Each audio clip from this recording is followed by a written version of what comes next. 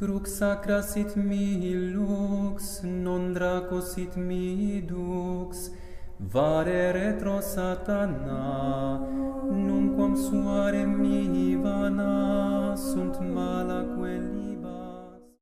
Pater noster, qui es in celis, sanctificetur nomen tuum, adveniat regnum tuum, fiat voluntas tua, sicut in cielo et in terra.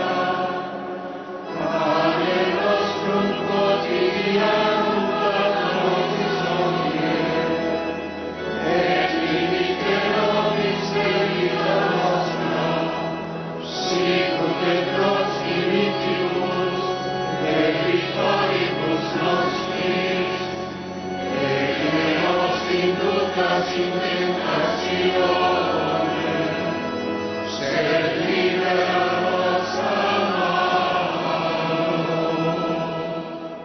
Libera nos quesumus Domini ab omnibus malis, da propitiis pacem in diebus nostris, ut ope misericordiae Tue adiuti, et applicatus simus semper liberi, et ab omni perturbatione securi, expectantes beatam spem, et adventum Salvatoris nostri Iesu Christi.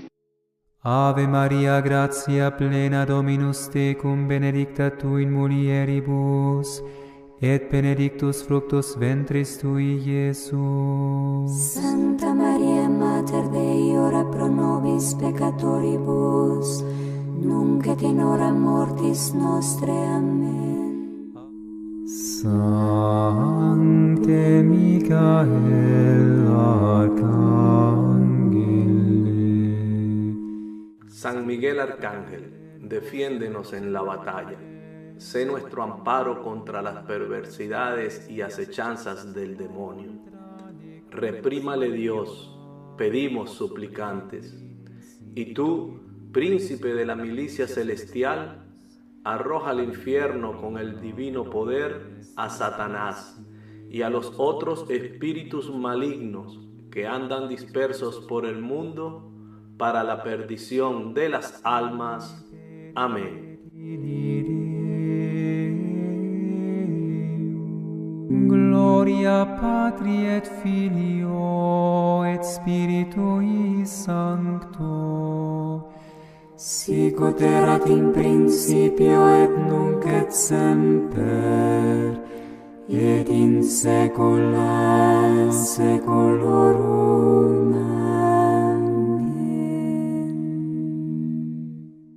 Ven Señor Jesús, Maranatha, ven Señor Jesús, Maranatha, ven Señor Jesús, Maranatha, si ven pronto, Maranatha, ven Señor Jesús, Maranatha, ven Señor. Muy buenas noches, mis queridos hermanos de En la Iglesia. Gracias por acompañarnos un día más en su programa En la Iglesia, un programa para conocer, amar y defender el cuerpo místico de Cristo, la Iglesia Católica. Esta noche me acompaña desde la ciudad de Guadalajara, en México, un muy conocido hermano en las redes, el hermano Miguel Salinas Chávez. Miguel, bienvenido a En la Iglesia. Es un gran honor para nosotros poder estar esta noche compartiendo con ustedes. Al contrario, Rafael, me siento muy honrado de estar aquí ante tu audiencia, en tu programa que yo he visto ya desde hace tiempo, venido siguiendo tu canal con toda la extraordinaria labor que has hecho en defensa, como dices, de la doctrina de la religión de la fe, y pues dando a conocer muchas de las verdades muy incómodas que se están ahorita tratando de ocultar en otros medios, pero que tú valientemente estás dando a conocer. Te felicito y te reconozco por ello. Muchas gracias, y creo que es la labor de todo aquel que ama al Señor y a su cuerpo místico. Y como dice las Sagradas Escrituras, si no hablamos, hablarán las piedras. Y creo que no tenemos miedo para hacerlo, no debemos tener miedo, porque nuestro límite no puede ser lo terrenal. Nosotros tenemos que proyectarnos a lo trascendente y a la promesa del Señor, que es la Jerusalén celestial. Y nada de lo que hagamos aquí por querer ocultar la verdad del Señor será gratificado ni nos llevará a la salvación eterna. Así que simplemente creo que es el llamado al que estoy dispuesto a hacer. Así, pero agradezco tus palabras, Miguel, y agradezco también la valentía que tú has tenido desde hace mucho tiempo, también defendiendo el cuerpo místico de Cristo y la sana doctrina. Miguel, no voy a cargar con oraciones a nuestros oyentes, porque estarán ya un poco impacientes. Y la introducción es larga, y creo que cuando dice recemos, creo que es suficiente. Así que vayamos al tema que nos atañe, y es que hace pocos días atrás, el muy reverendísimo cardenal emérito de Guadalajara, Juan Sandoval Íñiguez, escribió una carta que no fue una carta abierta, tengo entendido, y es la primera pregunta. ¿Era una carta abierta? No, era una carta dirigida de manera, vamos a decir, privada, del cardenal hacia el Papa Francisco. Y bueno, pues yo tuve la fortuna de conseguir una copia de esa carta. Ok, excelente. Y agradecemos todos en las redes y en el mundo el que tú hayas hecho pública esa carta, porque quizás no nos hubiésemos enterado tan prontamente como lo hicimos. Esa carta, cuando yo la recibo, me llama mucho la atención, tanto que me dediqué a hacerla un video, porque hay gente que no le gusta leer, y hay gente que a lo mejor no tiene el tiempo para leer, pero sí tiene el tiempo de ir escuchando con su celular o en casa cualquier cosa. Entonces la hice un video con voz artificial, de inteligencia artificial, y es lo que, para que comencemos este programa y esta conversación, esta plática, yo quise utilizar el término mexicano de conversación más popular, plática. Creo que se hace necesario que todos escuchemos lo que nos dice, o lo que le dice y le pide el cardenal Juan Sandoval a el Papa Francisco. Así que, si me permiten, voy a echar a andar el video, y luego nosotros conversaremos al respecto.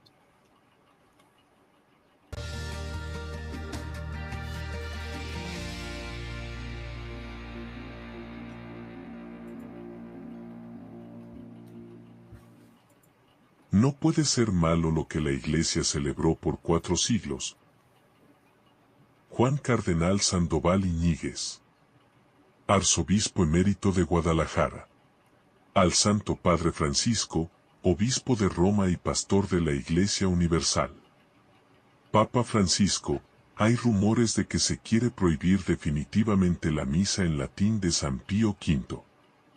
La Cena del Señor, que nos mandó celebrar en memoria suya, se ha venido celebrando a lo largo de la historia en varios ritos y lenguas, guardando siempre lo esencial: celebrar la muerte de Cristo y participar en la mesa del pan de la vida eterna. Aún en la actualidad se celebra la Cena del Señor en varios ritos y lenguas, dentro y fuera de la Iglesia Católica. No puede ser malo lo que la Iglesia celebró por 4 siglos, la misa de San Pío V en latín, con una liturgia rica, piadosa y que invita por sí misma a penetrar en el misterio de Dios.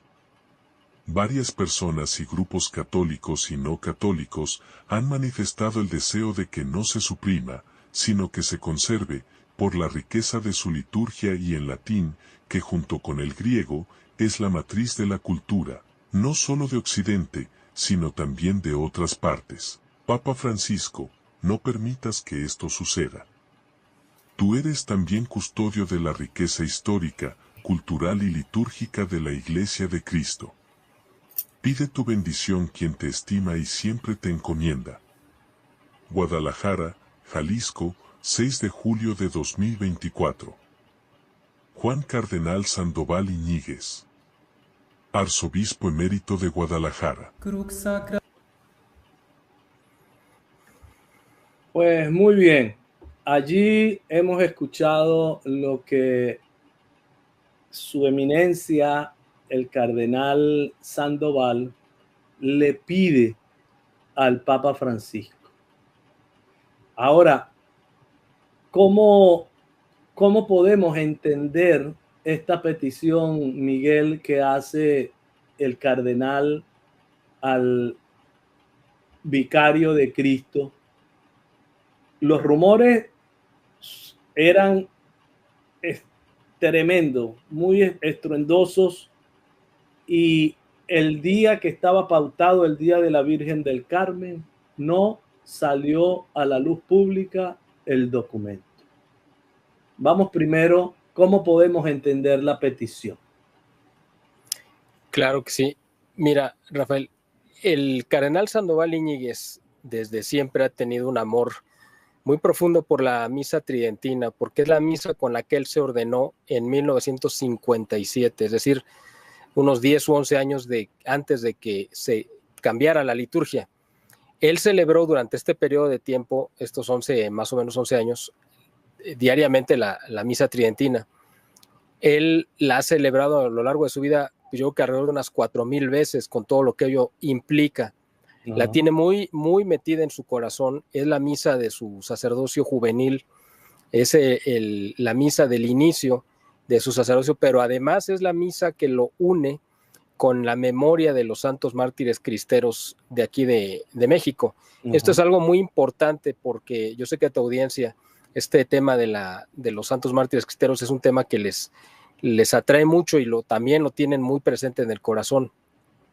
Es importante mencionarlo porque precisamente el cardenal Sandoval fue quien logró que los santos mártires salieran del baúl del olvido donde se les había arrojado de parte de la historia oficial en México. Él los rescató del olvido cuando tomó la arquidiócesis de Guadalajara en 1994 y a partir de ese momento se dedicó de manera muy firme a dar a conocer las historias de vida y del martirio de estos héroes de nuestra fe y de nuestra religión. Él fue el encargado de también pedirle a Juan Pablo II que los llevara al altar y bueno, pues esto que los tengamos ahora ya como nuestros santos mártires es una obra que se le debe al cardenal Sandoval. Entonces todo esto lo une de manera muy profunda a la celebración de la misa tradicional. También ha sido un hombre muy cercano. Claro. Antes de que saltemos a otro tema, porque me cuentas esto, pero me viene a la memoria por qué el padre Pro no ha sido canonizado. Pues es una muy buena pregunta. Yo creo que tiene que ver, esa es mi respuesta personal, o sea, no estoy hablando a nombre de la iglesia ni nada, pero me imagino que tiene que ver con un tema político, porque el padre Miguel Agustín Pro fue una figura muy relevante dentro del movimiento cristero y lideró la parte de la resistencia civil organizada en la Ciudad de México. Era un personaje muy visible, muy vistoso. Te puedo decir lo mismo exactamente porque es un caso parecido del beato Anacleto González Flores, que fue el líder intelectual de la resistencia en Jalisco, un abogado y además mártir, y a ninguno de los dos los han canonizado, me imagino, y desgraciadamente hay que reconocerlo por presiones políticas. donde yo me imagino que el gobierno de México, que tú sabes muy bien que generalmente ha sido encabezado por masones desde hace 200 años, ha impedido que estas figuras tan significativas y tan importantes de nuestra historia lleguen a la canonización. Eso no significa que no sigan siendo un ejemplo, por supuesto, y no significa ni le resta mérito de que la gente los invoque e implore su intercesión, por supuesto, ¿no? Ahora, si esto es así, eso tiene que llevarme a mí a la conclusión inmediata de que la iglesia mexicana, y cuando hablo de la iglesia hablo de la alta jerarquía y de la curia, está muy infiltrada por la masonería. Bueno, yo no te puedo asegurar que toda la jerarquía, ¿no? Yo sé o sospecho, más bien sería la palabra, yo sospecho que varios jerarcas del más alto nivel sí, pues están infiltrados, son amigos o quizá incluso sean miembros de alguna logia, ¿no? Esto yo creo que a la gente que tiene idea más o menos de cómo se mueven las cosas acá en México lo tienen muy claro. Precisamente el cardenal Sandoval Iñiguez sufrió 3 atentados contra su vida, intentos de asesinato a través de envenenamiento, y uno además un intento de asesinato directo en un hospital donde estaba convaleciente de uno de estos envenenamientos. O sea, 3 intentos de asesinato precisamente por oponerse, por denunciar todo esto que estamos comentando. O sea, él también, hasta cierto aspecto, pues es una especie de mártir, aunque no lograron matarlo afortunadamente, pero experimentó esta parte también donde su vida estuvo al borde de él estuvo al borde de la muerte, y que la providencia lo rescató, gracias a Dios, porque todavía tenía mucha misión que cumplir, y lo acabamos de ver con esta carta que le envió el Papa. Sí.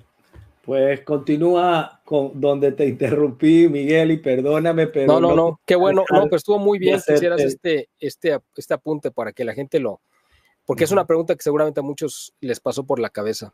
Sí. Bueno, entonces el cardenal que ha venido siguiendo y que ha sido muy también arropado cuando él era arzobispo de Guadalajara, a la Fraternidad Sacerdotal San Pedro, aquí en Guadalajara, para que pudiera difundir y dar a conocer y promover la celebración del rito tridentino, pues él ha sido un tema que lo ha tenido muy presente. Cuando salió el documento de tradición, bueno, de la supuesta custodios de la tradición, tradiciones custodie, hace 2 años, exactamente en julio del 2021, o 3 años, ¿no? 2021, él lo tomó con mucha pena, este documento, ¿no? Le pareció pues un desatino, una situación bastante lamentable, porque en lugar de promover algo que es una riqueza y una herencia histórica y litúrgica y espiritual de la Iglesia, pues se le trataba de restringir, ¿no?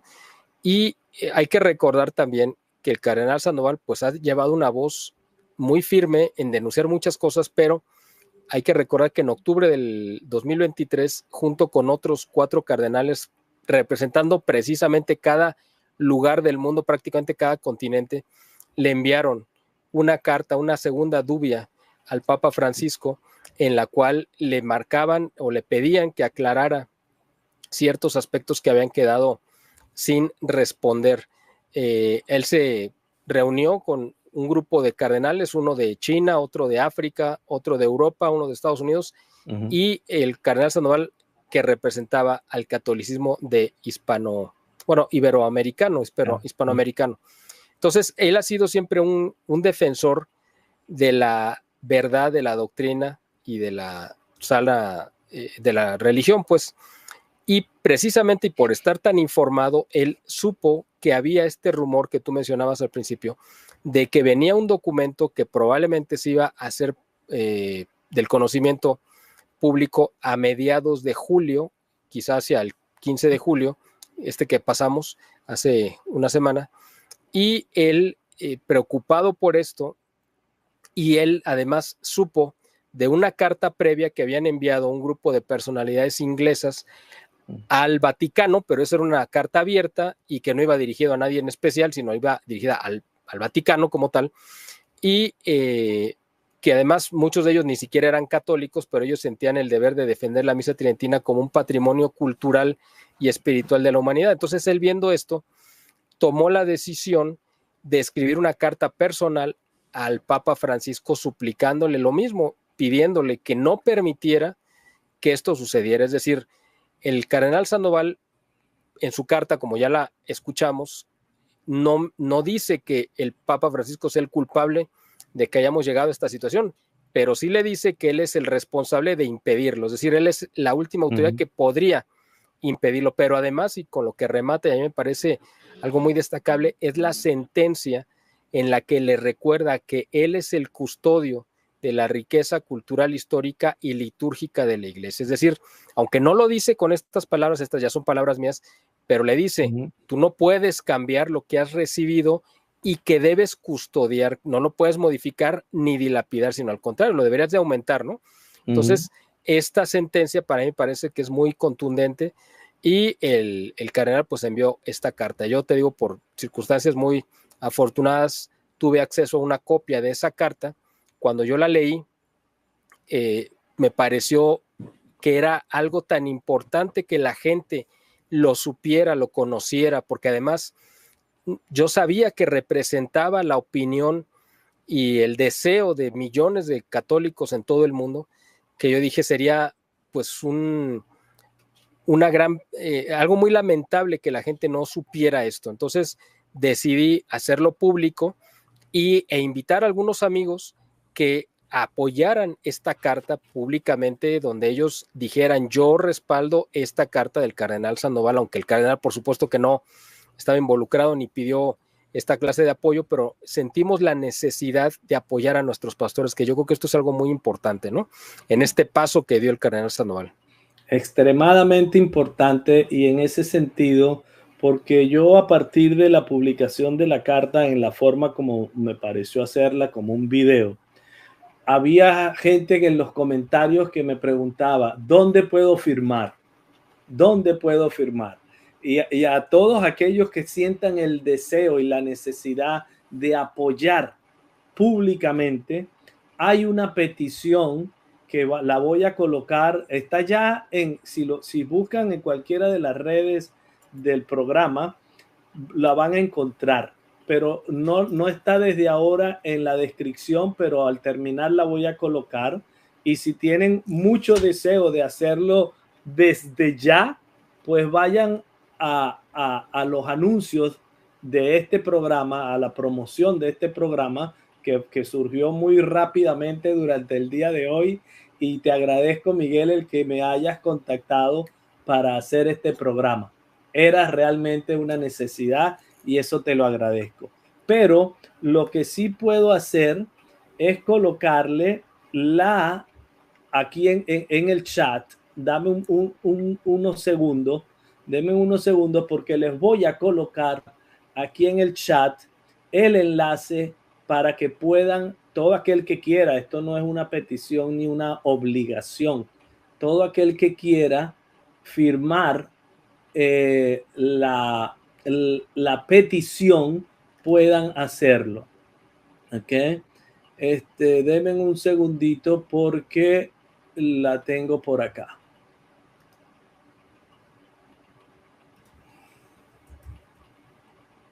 Ya se las voy a colocar y va a quedar aquí en el chat. A los que entren de momento pueden hacerlo. Ok.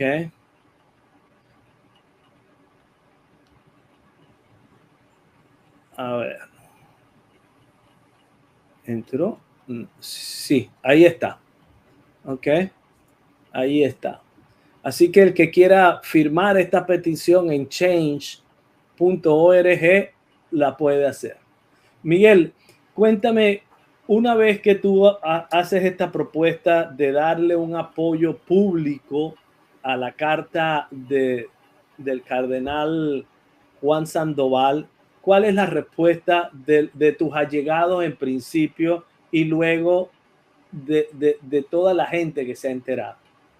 Pues mira, fue algo muy, muy interesante, muy grato, porque yo quise tocar puerta primero con amigos y conocidos pues de un primer nivel a nivel internacional, que yo creía que podrían arropar muy bien esta petición, y gracias a Dios así fue. Personalidades pues tú viste la lista, la verdad fue muy seleccionado, y tuvimos la fortuna de contar con personalidades muy reconocidas, no necesariamente todos, porque a lo mejor la gente pensaría que íbamos a pedirle a sacerdotes, obispos, no, realmente le pedimos a muchos laicos a nivel mundial que se sumaran, pero que tuvieran un peso y una representación. Uno de ellos, como tú habrás visto en la lista, es el famosísimo cantante internacional Emmanuel, que todo el mundo conoce, yo creo, que él inmediatamente, cuando yo le pedí que hiciera favor de sumarse, aceptó inmediatamente. Otro es un comunicador mexicano muy reconocido, que es Esteban Arce también.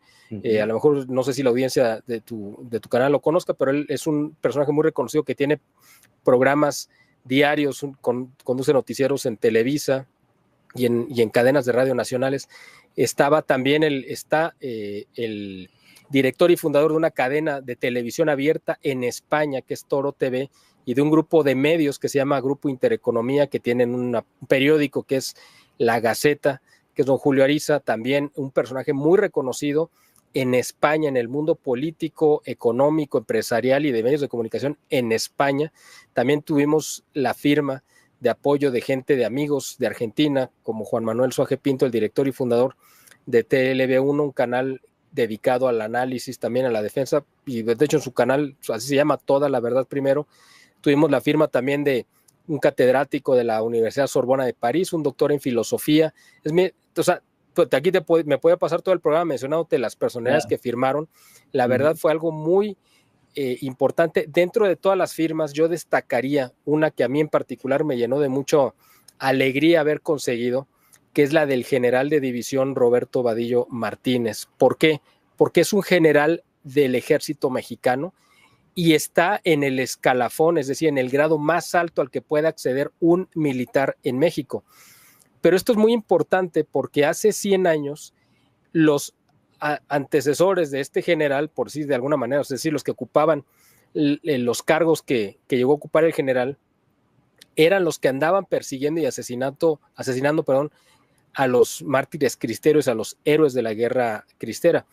100 años después o 90 años después, o casi 100 años después, un general firma en apoyo para que no se suspenda la misa tridentina. A mí me pareció, porque además en México la historia entre el ejército y la iglesia pues ha sido muy tumultuosa, y por eso yo destaco esa firma en particular, porque representa precisamente cómo las cosas y los cables hasta cierto aspecto se han ido cruzando, ¿no?, en el camino de este tiempo, y para mí esto es algo muy, muy relevante. Y a partir de esto y de muchas personalidades a nivel mundial que firmaron en muchos países de Italia, en Francia, Alemania, y de otros lugares, Argentina, España, en fin, tuvo esto un impacto y una repercusión que sinceramente yo no me esperaba. Yo, por supuesto que pensaba y creía que iba a llamar la atención y que iba a ser una noticia y que se iba a replicar en algunos medios, específicamente medios católicos. Eso era lo previsible y lo que yo me esperaba. Pero lo que yo no me esperaba es que iba a ser una noticia que se iba a desbordar del mundo católico, es decir, que iba a ser tomada por medios en todo el mundo, en muchas partes del mundo, en periódicos incluso de Asia, ¿no?, en Malasia y en otros lugares, en medios en Bélgica, en Alemania, Italia, Francia, Estados Unidos, Inglaterra, Argentina, España, en fin, y replicaron esta noticia. Esto es algo muy importante porque no es un tema, claro, principal y esencialmente es un tema espiritual y litúrgico, pero tú que estás en Estados Unidos entiendes perfectamente bien esto que voy a mencionar. El tema de la misa tridentina también tiene un contexto, un impacto, o tiene un área de influencia en el ámbito político. ¿Por qué? Porque el movimiento conservador tradicionalista a nivel mundial, que ahorita se está reposicionando, por ejemplo, en Europa, la parte católica gira en torno a la misa tridentina, igual que en Estados Unidos. Parte del movimiento tradicionalista del ala católica gira en torno a la misa tridentina. Es más, el ejemplo más claro es el que recientemente ha sido nombrado como candidato a vicepresidente, J.D. Vance, de parte de Donald Trump, que es un católico converso que asiste a la misa tridentina. Es decir, esto por eso ha tenido un impacto tan grande, porque no es un tema meramente que se reduce a que si el sacerdote celebra en español, en inglés o en latín, o que si celebra de frente o de espalda. O sea, no es un tema que se reduce a eso. Es un tema que tiene que ver con algo mucho más profundo, donde los frentes de batalla, de un lado, y hay que decirlo, y discúlpame si soy muy atrevido con decirlo, pero de un lado está el Papa Francisco y toda la gente que lo rodea, impulsando una agenda progresista y de izquierda, y por el otro lado está el ala conservadora, tradicionalista, defendiendo la sana doctrina de la Iglesia de 2000 años, y la misa tridentina pues es parte de esta lucha espiritual que estamos viendo dentro de la Iglesia. Por eso creo yo que para el Papa Francisco ha sido pues una bomba que le estalló en la cara la semana pasada cuando hicimos pública esta nota, porque no se esperaba, yo creo que para empezar, esta gran respuesta a nivel mundial de personalidades de primer nivel. En segunda, tampoco se esperaba que la prensa en muchas partes del mundo iba a retomar y replicar esta noticia. Y en tercera, viendo que muchos de sus enemigos políticos en Europa y en Estados Unidos, porque desgraciadamente él así los considera, pues están girando y apoyando esta posición. Entonces, yo creo, y me queda muy claro, que esto fue un factor determinante para que ese documento que estaba prácticamente ya cantado, como decimos en México, o sea, era un hecho prácticamente ya irremediable, que iba a salir el 15 o 16 de julio. 16 días de la Virgen del Carmen. Dando el golpe exactamente el día de la Virgen del Carmen, pues resulta que a 9 días no ha salido, 9 o 10 días de esta fecha fatal, no ha salido ese documento y esperemos que no salga nunca. Yo creo que sí tuvo que ver directamente toda esta movilización que hicimos junto con un grupo de amigos aquí en México y que esto replicó en otras partes, junto, por supuesto, tomando como bandera la carta del cardenal Sandoval. Sí. Y cuando dices que esto tiene una implicación política, pues sí la tiene. Y la tiene, y en Estados Unidos se puede dar testimonio de ello, porque ¿cómo podemos explicar que a los tradicionalistas católicos que van a la misa tridentina, el FBI los persiga y los investigue y en algunos casos llegue a acusarlos de terroristas?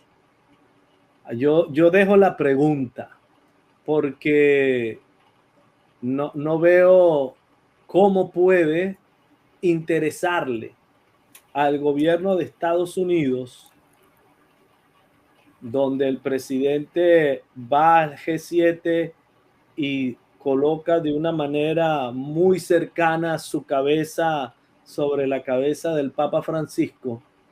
Y yo no veo cómo es posible que el FBI pueda hacer estas tareas. ¿Respondiendo a qué? No encuentro respuesta y la dejo la pregunta en el aire. Pero nadie tiene que respondérmela. Solo quiero con toda alevosía dejar la inquietud. Fíjate, querido Miguel, el cardenal ha manifestado y tiene una gran persecución a partir de voy a hacer este comentario para que entendamos que el cardenal es un mártir, como tú lo has señalado. El cardenal, antes de las elecciones, publicó un video casero en el comedor de su casa donde llamaba la atención y advertía que de ganar una de las candidatas, la ganadora, pues iban al comunismo. Y por ese video ha sido perseguido en una gran contradicción, entiendo yo, de los poderes tanto judicial o del poder electoral, porque uno lo acusaba, desestimaron la acusación, pero nuevamente la retomaron y ¿Cómo está ese caso? ¿Qué nos puedes comentar al respecto?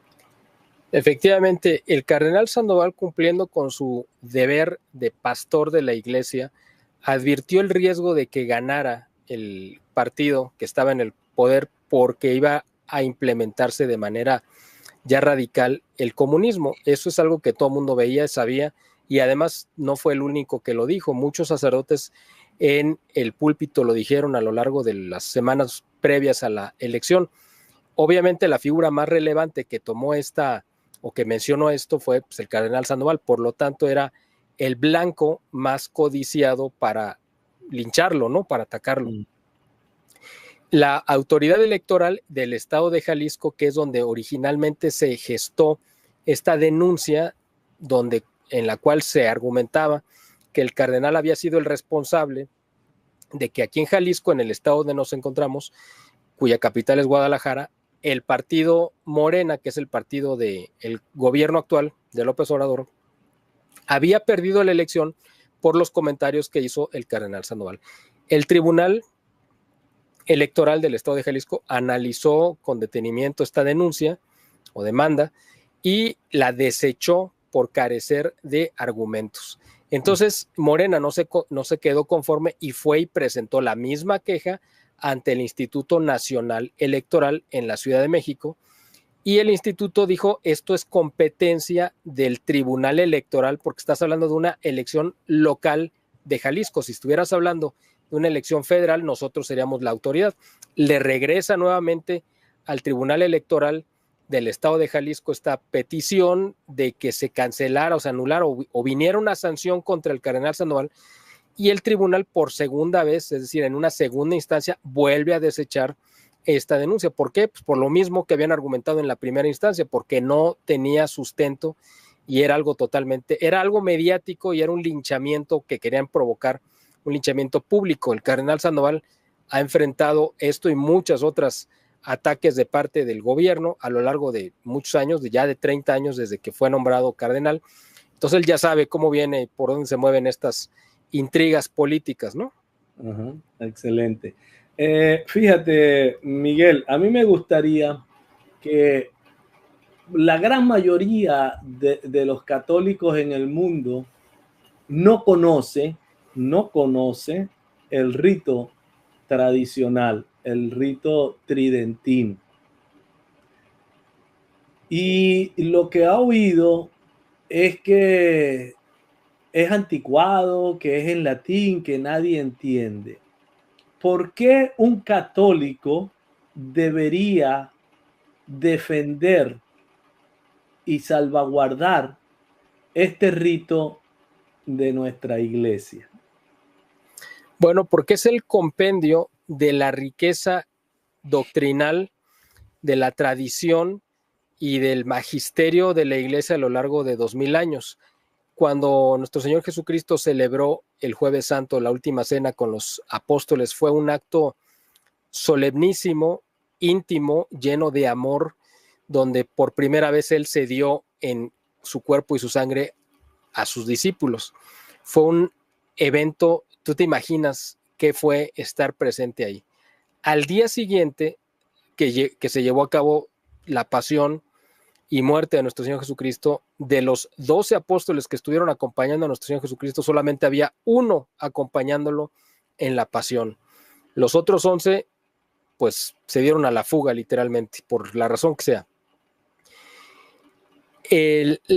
A partir de ese momento que Jesús les dio la instrucción de que siguieran celebrando lo que Él les había instruido e instituido ese jueves en la tarde, los apóstoles lo siguieron haciendo, ciñéndose lo más cercano posible a lo que enseñó Jesús.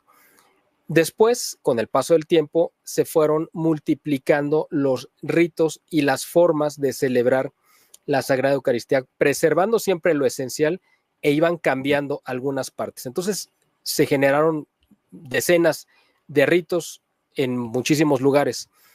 Cuando vino la Reforma Protestante y el peligro de que esto implicó para la Iglesia, se llevó a cabo el Concilio de Trento, que empezó en 1545 y se alargó durante diferentes periodos, más o menos hasta 1500 1565, es decir, durante 20 años, en diferentes sesiones, durante diferentes periodos y con diferentes papas, se llevó a cabo este concilio. Y el fruto de este concilio, dentro de muchas cosas, donde se sentó la doctrina, etcétera, se acabó de compendiar, se hizo también como fruto de este concilio uniformar todos los ritos que había en la iglesia, porque, repito, había muchos ritos, muchas formas de celebrar la Sagrada Liturgia. Entonces se uniformó, es decir, se creó uno solo que era el que iba a celebrarse en la Iglesia Católica Romana, porque siguieron existiendo otros ritos como el ambrosiano, el copto, el caldeo, etcétera, ¿no?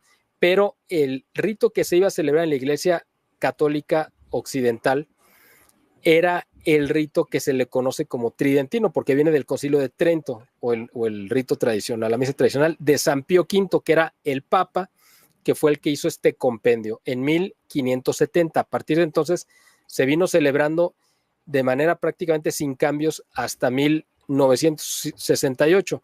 Hubo algunos cambios pequeños con Pío XII y con Juan XXIII, donde Juan XXIII fue el último que hizo algunos cambios, y se utiliza actualmente ese misal de 1962, que fue el anterior a que se cambiara por completo la celebración de la misa. ¿Cuál es la diferencia entre la misa tridentina y la misa Novus Ordo? Para que la gente, la misa Novus Ordo es a la que vamos todos los días, la que conoce todo el mundo, la que el padre está de frente a la gente y está hablando en español. Aquí el asunto es que la misa tridentina es una misa donde el sacerdote y el pueblo todos están mirando al mismo punto, que es al sagrario, a donde se convierte el pan y el vino en la carne y sangre de nuestro Señor Jesucristo. No hay mayor centro de atención para todos, incluyendo al celebrante, que el altar, que es donde sucede este milagro eucarístico en cada celebración. El sacerdote hace las lecturas en latín y las oraciones, pero en el momento del sermón vuelve a leer en la lengua, ya sea en español, en inglés o donde se encuentre, las lecturas que había leído previamente en latín, y todo el sermón, por supuesto, que lo dice pues en la lengua donde están celebrando, en español, en inglés, alemán, italiano, lo que sea. Y el resto de la celebración se hace en latín, pero hay guías o métodos donde la gente puede ir siguiendo sin mayor problema en español y en latín, o en el idioma en el que estén, lo que está celebrando el sacerdote, para entender perfectamente bien qué es lo que estamos viviendo. Pero aun cuando tú no entiendas el latín, ni tuvieras un ritual, tú vas a vivir a la perfección la solemnidad y vas a sentir y ver la presencia real de Dios en esa celebración, por el respeto con el que se llevan a cabo todas las oraciones y los ritos. Y a la hora de la comunión, se te da la comunión hincado, por supuesto, y además en la boca. No te la van a dar en la mano, ni te la van a dar de pie, te tienes que poner de rodillas y te la dan en la boca. Yo, como la mejor manera en la que pudiera ejemplificar la diferencia entre la misa Novus Ordo, es decir, la que conocemos todos, y la misa tradicional en latín, es la diferencia que hubo entre la misa de Jueves Santo, la cena de Jueves Santo, donde estaba Jesús con sus discípulos, con lo que pasó al día siguiente rumbo al Calvario. ¿Por qué? Pues porque rumbo al Calvario, pues era el mismo Cristo, el mismo que había celebrado la misa con sus discípulos, era el mismo exactamente. La diferencia es que en el Calvario estaba escarnecido, violentado, insultado, escupido, maltratado, y lo iban acompañando su Madre Santísima y San Juan, según nos narra el Evangelio, y Santa María Magdalena, para consolarlo e ir reparando todas las ofensas e insultos y abusos que había a ese cuerpo sagrado que un día antes se había entregado también el mismo cuerpo a sus discípulos. Entonces la misa tridentina es vivir ese Jueves Santo con esa solemnidad, respeto, amor e intimidad con Cristo y con la Iglesia. Y la misa Novus Ordo, desgraciadamente, se ha convertido en ese camino del Calvario, donde muchos sacerdotes abusan del cuerpo de Cristo, lo maltratan, lo insultan, pues todo lo que ya mencioné, y mucha de la gente que asiste también representan ese papel, desgraciadamente, de no creer que Cristo está presente, de tomarlo como un objeto y de mancharlo y de bueno, pues de faltarle al respeto, ¿no? Así es como yo veo. El mismo Cristo está presente en las dos. La diferencia es que en una está él en esa plenitud del Jueves Santo, de la intimidad con los apóstoles, y en la otra está totalmente lacerado. Sí. Ahora, hay una bula que este hermano F. Falconi fue su primer comentario y lo voy a leer. La misa tradicional no puede ser abrogada. Parte de la bula Quo Primium Tempore. Es doctrinal y no meramente disciplinar. ¿Qué dice esta bula con respecto a la misa tradicional, Miguel? Dilo tú, yo lo pudiera decir, pero quiero que seas tú quien lo diga. Gracias. Mira, yo esta pregunta se la hice también en alguna ocasión al cardenal Sandoval y él me comentó que cualquier documento pontificio, sea una bula o lo que sea, puede ser abrogada por otro papa y lo tuvimos. El ejemplo más claro que tenemos a la mano es el documento Summorum Pontificum del Papa Benedicto XVI, que en 2008 permitió o trajo de vuelta la celebración libre, ¿no?, de la misa tridentina. Y este documento fue abrogado por Francisco con este documento de los custodios de la tradición. Es decir, pues desgraciadamente sí podría prohibirse. O sea, litúrgicamente, ¿cómo te diré? No debería de suceder. Esto sí es muy claro. No debería, pero de que puede hacerse, se puede hacer porque estamos hablando de cuestiones que los hombres podrían determinar hacerlo. Ahora, ahí es donde uno no está obligado a obedecer en cuanto a que se está atentando contra lo más sagrado. Es decir, si este papa, el que tenemos ahora, o alguno futuro, de repente nos dice, bueno, ya a partir de hoy ya nadie va a creer en el infierno, o voy a permitir que cualquier laico celebre misa. Es decir, ese tipo de cosas, él, pues claro, lo puede decir como papa, pues sí, y habrá quienes lo obedezcan. Nosotros no estamos obligados a obedecerlo en esa situación en la cual él está en un franco y claro error, y además que va en contra de lo que la Iglesia ha enseñado y defendido durante 2000 años. En este caso estamos en la misma posición. El Papa Francisco puede suspender la misa tridentina. De poder, sí lo puede hacer. De que nosotros estuviéramos obligados a acatar sin defender nuestro derecho a acceder a esta misa, no estamos obligados a hacerlo. ¿Por qué? Pues porque está atentando contra algo que no le pertenece. Esto es muy importante. La misa no es un patrimonio del Papa, por supuesto. Yo te diría, ni siquiera es un patrimonio de la Iglesia en cuanto a que viene de Dios y le pertenece a Dios, y la Iglesia es el custodio, es el encargado de preservarla, de cuidarla, pero no provino de la Iglesia, sino le fue dada a la Iglesia la celebración eucarística. Por lo tanto, la Iglesia con su poder no podría suspenderlo porque es algo que nos vino dado del cielo directamente por Cristo. Entonces, ningún papa, ni ni el que siga, ni si hay otros 100 delante de ninguno de ellos tiene el poder real de suspender la misa. O sea, esto sí que la gente le quede muy claro, porque precisamente, desgraciadamente, y una vez más, de antemano pido disculpas si soy muy atrevido con lo que voy a decir, pero este pontificado, este papa que se ha distinguido por la confusión y por hablar a medias en todo, y que ha generado tantas dudas, pues podría poner esa duda sobre la mesa y va a hacer que mucha gente pues incluso pueda perder hasta la fe. Precisamente en ese riesgo es que nosotros decimos no podemos obedecer algo que Dios directamente determinó darnos a la Iglesia, ¿no? Sí. Y que yo la pregunta que siempre me hago es, ¿cuál ha sido los aportes negativos de este rito? Y lo que encuentro es que por siglos y siglos y siglos se santificaron y se logró un catolicismo serio, un catolicismo veraz. La otra pregunta que me hago, ¿será que el Señor nos engañó por 2013 años? Pues imagínate que estuviéramos en esa posición, estaríamos perdiendo totalmente nuestro tiempo tú y yo aquí, ¿verdad? Estimado Rafael, porque el Señor además pues tiene una sola palabra, a diferencia de nosotros, que ahorita podemos decir sí y después no. El Señor siempre ha dicho cuando es sí, cuando es no, es no. Entonces, efectivamente, esta misa ha dado como fruto la santidad, ha propiciado, ha sido un semillero de santidad.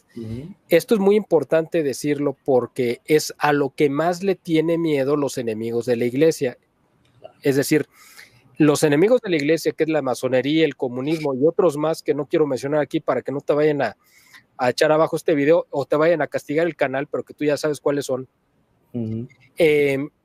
Siempre han querido atentar contra la Iglesia Católica, pero no la Iglesia Católica que no cree en la presencia real de Cristo, porque eso no les interesa, esa ya está a un paso del protestantismo, sino la Iglesia Católica que defiende la sana doctrina y el magisterio y la tradición.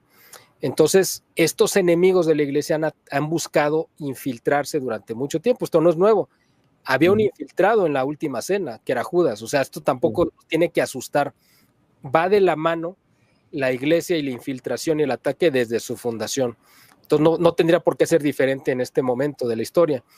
Y nosotros sabemos que en algún momento se va a buscar prohibir de manera completa la celebración eucarística, porque eso está anunciado incluso en Daniel, el profeta Daniel, cuando habla de la abominación. De la abominación de la desolación, es decir, de la soledad, donde ya no va a estar presente aparentemente iba a estar. Y ya vivimos, perdóname que te interrumpa, Miguel, ya vivimos una práctica, un ensayo, y fue durante la plan pandemia. Exactamente, le has dado al clavo. Efectivamente, eso fue un ensayo para ver la gente hasta dónde estaba dispuesta a aceptar que se le retirara lo más sagrado. Y mucha gente cayó en la comodidad de decir, bueno, pues la puedo ver por internet, es más, la puedo pausar, voy al baño, regreso, voy por mis palomitas y luego la sigo viendo como si fuera una película, ¿no?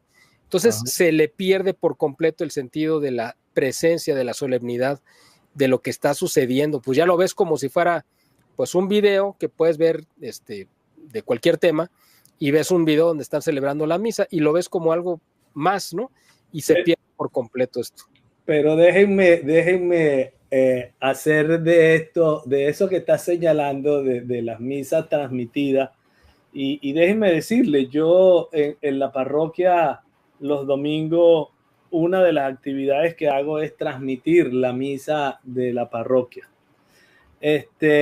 Pero déjenme hacer algo. En una oportunidad, este gran teólogo venido del protestantismo, que escribió aquel famosísimo libro El cielo en la tierra, hablando de la misa, El cielo en la tierra, Scott Hahn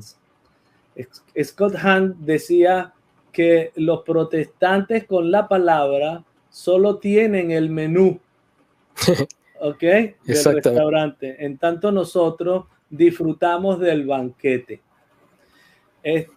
Con respecto, en ese sentido, quiero tomar eso, pero llevarlo a lo de si usted puede ir a la iglesia, usted debe ir a la iglesia porque si no incurre en pecado mortal.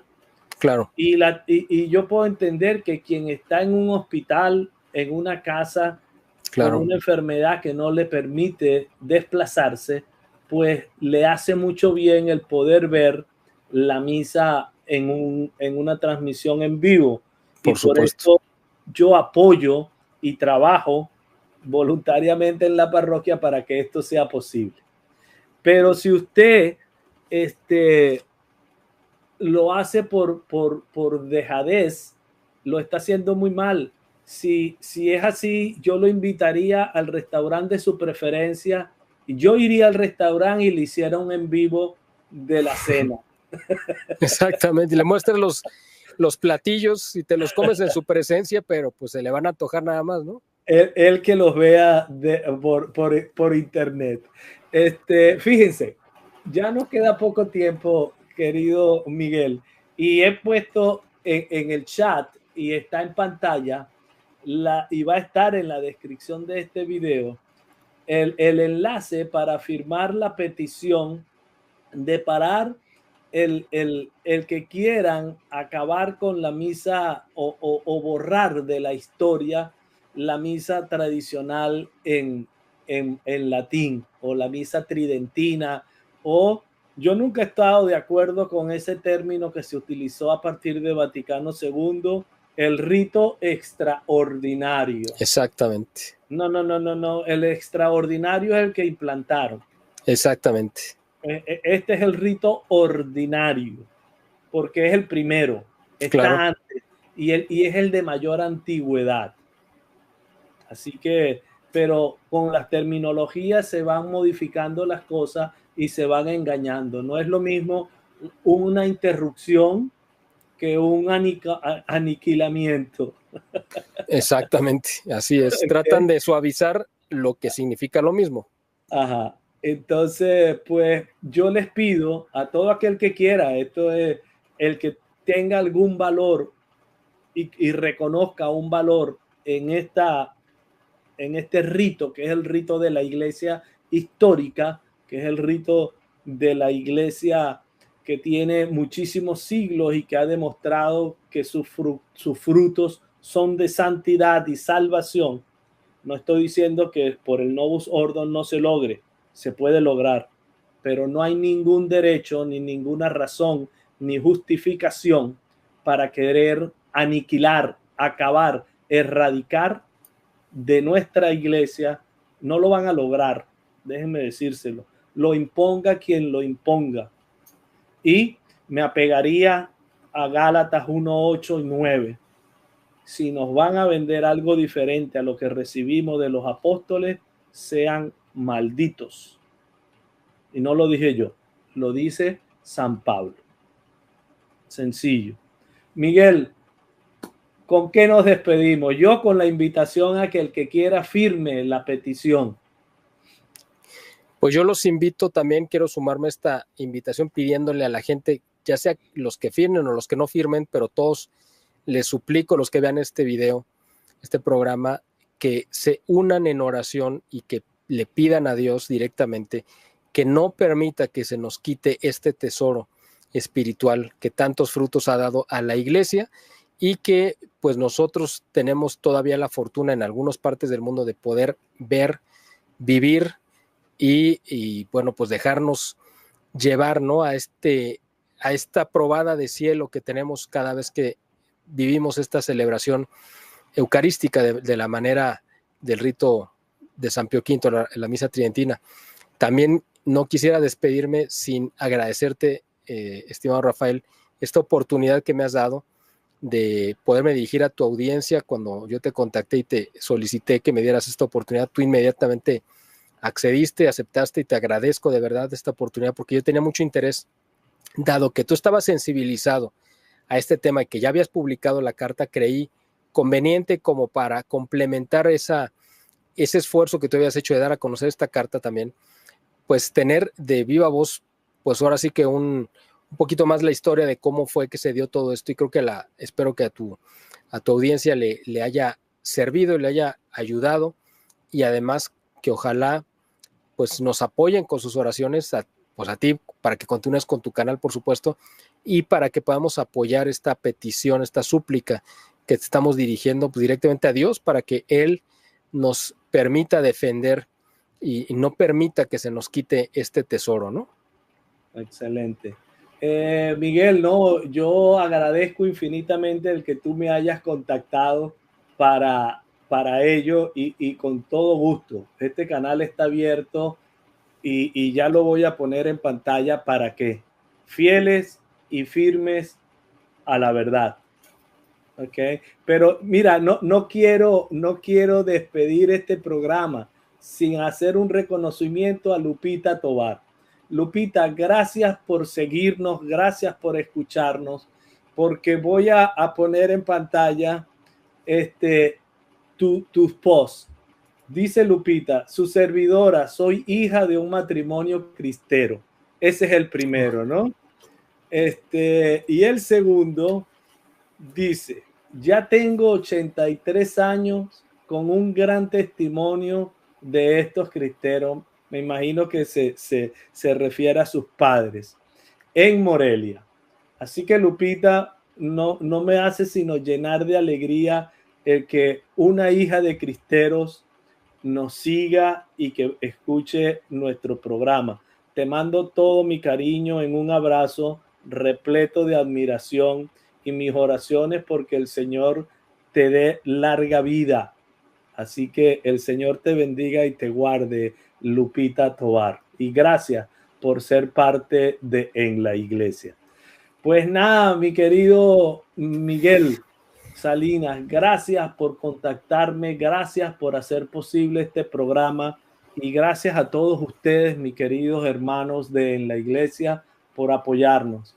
El que quiera firme la carta, ya vi por allí que David nos dice firmado. Gracias, David, y compartan este enlace de la petición y este programa para que muchos se enteren de que lo que se dice en la mayoría de los canales, en la mayoría de los púlpitos sobre la misa tridentina no es la verdad. Y haga el esfuerzo, busque para que vaya y viva una misa tridentina, aunque no entienda, haga el esfuerzo, prepárese con anticipación, busque los textos, busque o si llega con tiempo a la iglesia, háblele al sacerdote o a alguno de los feligreses que lo ayude a participar, pero no se muera sin saber de qué se trata la misa que tantos santos ha dado a la Iglesia Católica. Pues nada, me despido. Por aquí hay otro, David Jiménez dice que es nieto del mensajero de Victoriano Ramírez, el 14, el mayor de los cristeros. Pues bendito Dios, David. Gracias por ser también parte de la iglesia. Mi querido Miguel, Dios te guarde, Dios te bendiga y adelante. Y aquí tienes un hermano para que sigamos remando juntos en la barquita de Pedro, aunque quieran hundirla. Gracias, Rafael, igualmente. Y a todos ustedes, hasta una próxima oportunidad. Y recuerden, mañana a las 3 de la tarde, hora de Miami, a las 9 de la noche, hora de Madrid, ¿qué pasa en la iglesia? El resumen noticioso con el padre Jorge González Guadalix, un cura de profesión cura, su blog en Infocatólica. Así que allí los esperamos. Muy bien. Hasta luego.